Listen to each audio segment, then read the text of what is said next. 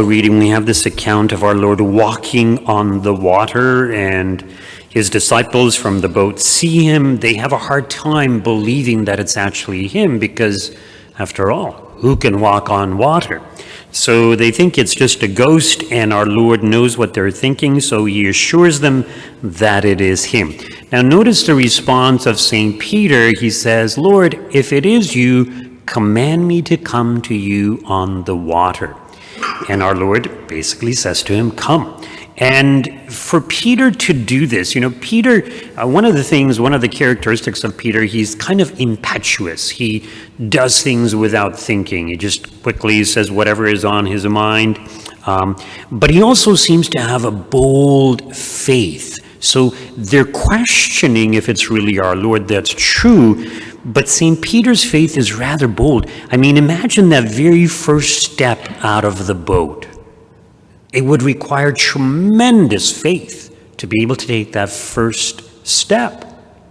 And once you start walking, well, you become more comfortable with it. And once you become more comfortable with it, that's when you start questioning, am I really doing this? And of course, he starts to lose faith and he starts to sink. He sees the wind, he focuses on the wind.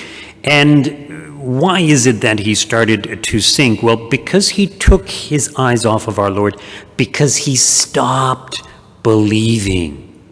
He stopped having that bold, courageous faith that he should have persevered in.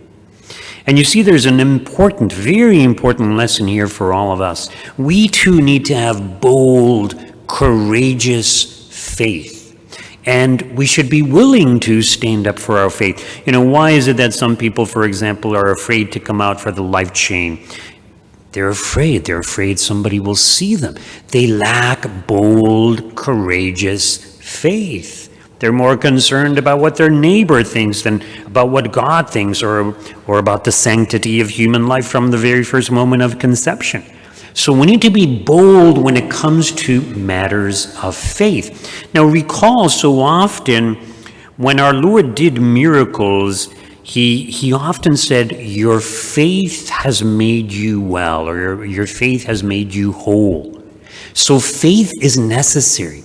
And when he goes to his hometown, many of the people there didn't believe. They had heard about all the miracles that he was doing.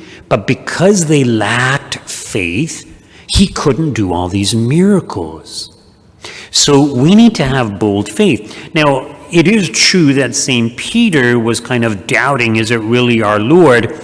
But he's not putting our Lord to the test. It's not like he's jumping out the window and saying, okay, God, I trust in you, you're going to take care of me.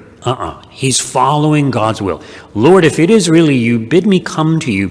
And our Lord says, come. In other words, this is a direct instruction from the Lord. Come and do this.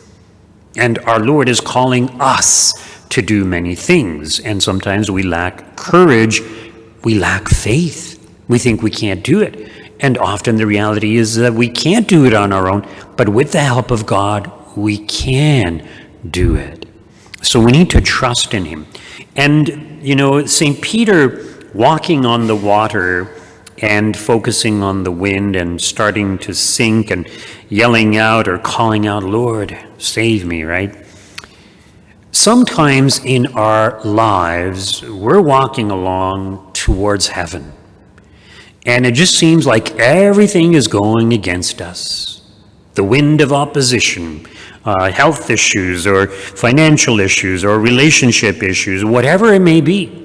It just seems that nothing is happening the way we would like it to happen. We feel like we are sinking.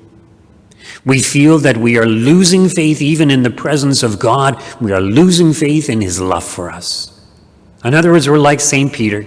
We're focusing on the wrong things. We need to focus on our Lord. So yes, all these terrible things may be happening to us, but if we remain focused on our Lord, and if we have bold and courageous faith, our Lord will give us the graces that we need to deal with those issues that we may be facing, to somehow get through them, or just to be able to accept them if that is his will. But it's important that we keep this in mind, because a lot of people they lose faith. They think, oh, God must not love me, so I'll stop praying. Not a good idea. When we're in that situation, that's when we need to pray even more. So let us look to St. Peter, this individual with such bold, courageous faith, and let us strive to imitate his bold faith.